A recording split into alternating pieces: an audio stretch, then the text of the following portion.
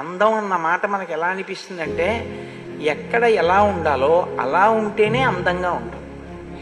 ఇప్పుడు ఒక వృద్ధుడు ఉన్నాడు అనుకోండి, ఆయన ఇంట్లో ఉన్న వానప్రస్తుగా జీవితం గడుపుతున్నాడు అనుకోండి, అందంగా ఉంటుంది. ఒక యవ్వనంలో ఉన్న యువకుడు ఉన్నాడు అనుకోండి, అతను ఈశ్వరుణ్ణి నమ్ముకుని తన ప్రయత్నం తాను చేస్తూ ఈశ్వరుడి మీద భారం ఉంచుతూ రెండింటినీ సమన్వయం చేసుకుంటూ సంతానాన్ని కని పితృరుణాన్ని తీర్చుకుంటూ గ్రంథపఠనం చేస్తూ అనుష్ఠానం చేస్తూ అర్థ సంపాదన చేస్తూ ఇవన్నీ చేస్తుంటే యువకుడికి బాగుంటుంది. ఎవరు ఎలా ఉంటే అది అందంగా ఉంటుంది.